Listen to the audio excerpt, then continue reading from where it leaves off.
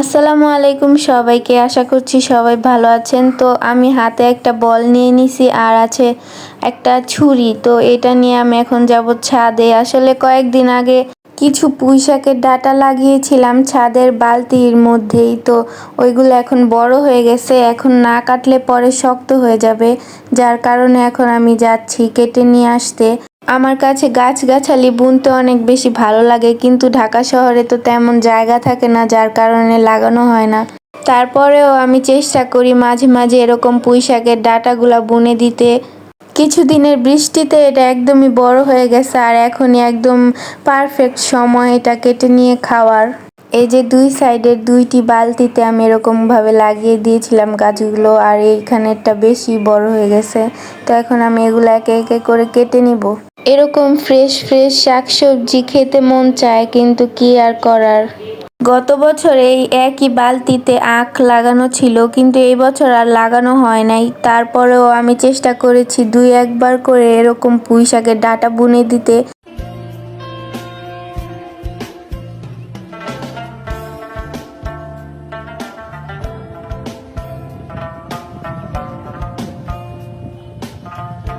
আমি এগুলো একবারে নিচ থেকে কাটবো না, এগুলো রেখে দিলে আবার হবে, পরে দেখা যাবে আবারও হলে খাওয়া যাবে।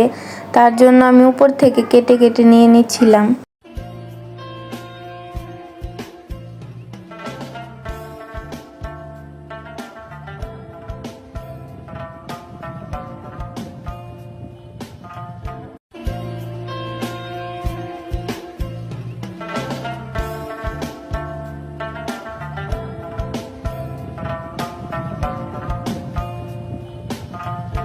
আমার সবগুলো শাক কাটা শেষ। দেখতেই পাচ্ছেন আমি শাকগুলোকে সুন্দর মতো কেটে নিয়েছি। এবার আমি এগুলোকে ধুয়ে নিব। এখন আমি শাকগুলোকে ভালো মতো 2-3 বার পানি পাল্টে পাল্টে ধুয়ে নিব। আর এই দিক দিয়ে আমি পেঁয়াজ কেটে নিয়েছি, শাকের সাথে আমি সাইজ মতো আলু কেটে নিয়েছি। এবার এগুলোকে ধুয়ে নিব।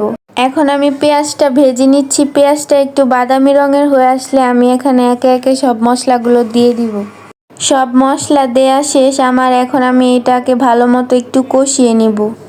দেখতেই পাচ্ছেন আমার মশলা কষানো শেষ। এবার এখন আমি এখানে কেটে রাখা শাক আর আলুগুলো দিয়ে ভালোভাবে নেড়ে মিশিয়ে নিব। একটা ঢাকনা দিয়ে ঢেকে দিলাম। শাকে আমার আর কোনো পানি দেয়া লাগে নাই, শাক থেকে যেই পানি উঠছে সেই পানিতেই শাক আর আলু ভালো মতো সেদ্ধ হয়ে গেছে। এবার আমি এখানে দিয়ে দিলাম 3 থেকে 4টার মতো কাঁচামরিচ। আমার শাক রান্না করা প্রায় শেষ, আর 2 মিনিটের মতো একটু জাল করে তারপরে আমি শাকটাকে চুলা থেকে নামিয়ে নিব। আজকের ভিডিওটি এখানেই শেষ করছি। ভিডিওটি ভালো লেগে থাকলে প্লিজ একটা লাইক করে দিবেন আর আমার চ্যানেলটাকে সাবস্ক্রাইব করবেন। আল্লাহ হাফেজ।